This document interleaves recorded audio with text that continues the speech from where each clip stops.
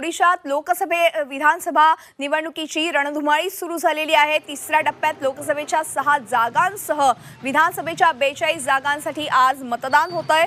नवीन पटनायक यांच्या 20 वर्षांच्या सत्तेला सुरुंग लागणार की ते सत्ता अबाधित ठेवण्यात यशस्वी होणार याकडे आता लक्ष लागले। मात्र ओडिशाच्या जनतेचं लक्ष लागले ते सर्वात चर्चेत असलेल्या भुवनेश्वर लोकसभा मतदारसंघाकडे।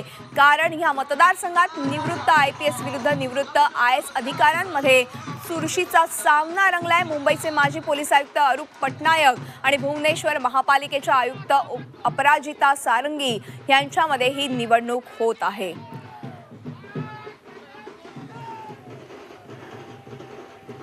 आणि एकूणच आपण याच संदर्भात थेट जाणून घेण्यासाठी जाणार आहोत। आमचे प्रतिनिधी सध्या उपस्थित आहेत ओडिशामध्ये, विनोद पाटील। आपण थेट जाऊयात त्यांच्याकडे। विनोद, अर्थात आपण बघतोय की इथे चुरशीची लढत बघायला मिळते। नवीन पटनायक यांची प्रतिष्ठा पणाला लागलेली आहे। नक्कीच मधुरा, आपण जर पाहिलं तर देशात सर्वात लक्षवेधी हे ओडिशा राज्य आहे। कारण की इथे लोकसभेसह विधानसभेच्याही निवडणुका होत आहेत। त्याच्यामुळे इथली जनता केंद्रासोबत राज्याचंही भवितव्य ठरवणार आहे। आणि सर्वात महत्त्वाचं म्हणजे मी भुवनेश्वरमध्ये आहे, एका मतदान केंद्रावरती। इथे सकाळी 7 वाजेपासूनच म्हणजे नवमतदारांपासून वृद्धांपर्यंत सर्वच मतदान केंद्र सुरू होण्याच्या आधीपासून रांगेत उभे होते। त्यांच्यात उत्साह दिसून येतो आहे, कारण की त्यांना 2-2 मतदान करण्याचा अधिकार प्राप्त झाला आहे। कारण की विधानसभेची निवडणूक आहे आणि इथे अनेक दिग्गजांची प्रतिष्ठा पणाला आहे। जसं तू आधीच उल्लेख केलेला आहे अरूप पटनायक आणि सारंगी यांचा, तसंच भाजपाचे राष्ट्रीय प्रवक्ते संबित पात्रा हेही आपलं पहिल्यांदाच लोकसभा निवडणुकीच्या माध्यमातून आपलं राजकीय भवितव्य आजमावत आहेत। त्यांची प्रतिष्ठा पणाला लागलेली आहे। परंतु सर्वात महत्त्वाचं मला इथं कालपासून फिरल्यानंतर जाणवलं ते म्हणजे इथली जी लढत आहे ती लोकसभेसाठी आणि विधानसभेसाठी ती भाजप आणि बिजू जनता दल नवीन पटनायक यांच्यातच प्रामुख्याने दिसून येते। काँग्रेस कुठेतरी मागे पडलेली आहे, कारण की लोकसभा आणि विधानसभा निवडणुका जाहीर झाल्यानंतर गांधी घराण्यातल्या एकाही व्यक्तीने म्हणजे राहुल असो, प्रियंका असोत किंवा सोनिया गांधी असोत, कुणी इकडे फिरकलेलं नाही, कुणी एकही सभा घेतलेली नाही किंवा रॅलीही काढलेली नाही।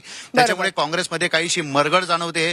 त्याच्यामुळे मुख्य सामना हा भाजप आणि BJD मध्ये आहे मधुरा। अगदी विनोद, त्याचबरोबर मुख्य चर्चेचा विषय म्हणजे अरूप पटनायक आणि सारंगी यांच्यातली ही लढत फार महत्त्वाची मानली जाते।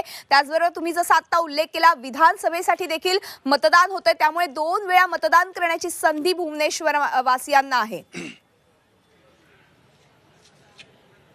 भुवनेश्वर नाही तर पूर्ण ओरिसा वासियांना ही 2 मतदान करण्याचा हक्क आज ते बजावत आहेत। आणि सगळ्यात महत्त्वाचं म्हणजे या राज्याचेच माजी पोलीस महासंचालक देखील बिजू जनता दलाकडनं निवडणुकीच्या मैदानात उतरलेले आहेत। भुवनेश्वरमध्ये जो लक्षवेधी मतदारसंघ आहे लोकसभा निवडणुकीचा, ज्याच्यात आपले मुंबईचे माजी पोलीस आयुक्त अरूप पटनायक आणि त्यांच्या विरोधात भुवनेश्वरच्याच महापालिका आयुक्त, ज्यांची 10 वर्ष सेवेची बाकी असताना त्यांनी राजीनामा दिला आणि भाजप या पक्षात प्रवेश केला आणि थेट निवडणुकीच्या रिंगणात त्या उतरलेल्या आहेत। एवढंच नव्हे तर गेल्या वर्षभरापासून त्यांनी ही तयारी सुरू ठेवलेली होती। त्यांच्यापुढे निवृत्त IAS विरुद्ध निवृत्त IPS अशी ही लढत आहे। त्यामुळे संपूर्ण राज्याचं लक्ष आणि मुंबईचंही लक्ष या निवडणुकीकडे लागलंय असं म्हटलं तर वावगं ठरणार नाही। आणि त्यामुळे नेमकं भाजप इथे 20 वर्षांच्या या गडाला सुरुंग लावतं की नवीन पटनायक आपला हा गड अभेद्य ठेवतात, हे पाहणं महत्त्वाचं ठरणार आहे। अजून एक टप्पा बाकी आहे, त्याच्यामुळे आणखी कसं वातावरण बदलतं हेही आपल्याला पाहावं लागेल। त्याबाबतची उत्सुकताही आपल्यात आहे। विनोद, धन्यवाद या संपूर्ण चर्चेबद्दल। या संदर्भातले सगळे अपडेट्स आम्ही तुमच्याकडून घेतच राहू। तुर्तास धन्यवाद।